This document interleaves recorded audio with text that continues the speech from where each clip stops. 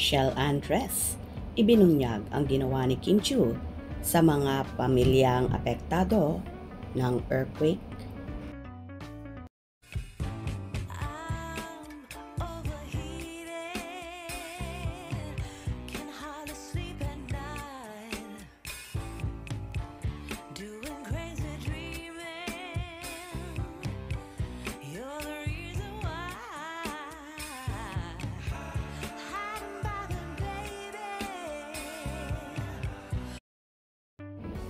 Nagbahagi nga ng video at larawan si Shell Andres, ang isa sa kasama sa Team Alibay kung ano ang ginawa ng isang Kim Chiu sa mga pamilyang apektado ng lindol sa Cebu City.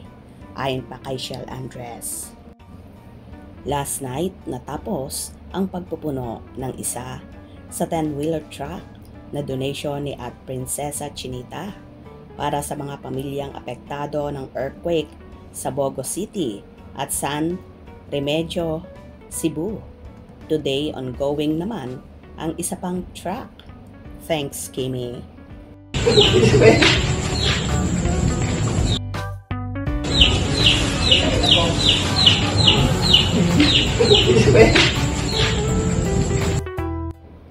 Narito naman ang samut-saring reaksyon ng mga netizen. Wala akong masabi kundi wow, Kim Chiu, sobrang bait. Anghel sa lupa. More blessing, Kimi, Kim Pao. Kim is the best kaya lalong binibless ni God kasi may busilak ang puso. Action agad. Wala nang dalawang isip galing sa bulsa niya. Pinangtulong niya sa gobyerno. Kaya kailan kikilos? Pag-uusapan pa kung kailan. Wala nang makain at masilungan ang mga apektado ng lindol. Kilos-kilos mga taga-gobyerno. Ang daming ayuda ni Kimi sa mga kababayan niya. God bless you more, Kimi, para marami ka pang matulungan. More power and more blessings, Kimi and Paulo. Kimi, the best ka talaga. God bless you more, Kimi. More blessing to come, Kimi. Thank you so much, Miss Kimi. God bless. More blessings to come, Kim Pao. Galing talaga ni Kimi. Keep up the good work. God bless, Kimi, and a very kind-hearted person. Ikaw ang the best sa lahat. Ang bait talaga ni Kim. Pagpalain ka ng may kapal. God bless you more, Kimi. God bless, Kimi. More blessings to come. Super matulungin ka sa mga taong nangangailangan. God bless you more, Kim. Ang bait-bait talaga ni Chinita Princess. God bless you more, Kimi. Wow, grabe si Kim Chiu.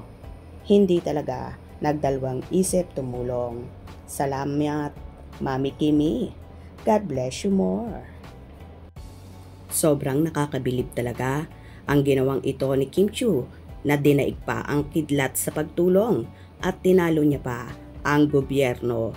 Kaya naman, marami ang humahanga at nagpapasalamat sa dalaga at hindi nagdalawang isip na tulungan ang kanyang mga kababayan na nangangailangan. Good job, Kimi. Hope you enjoyed. Please subscribe for more info.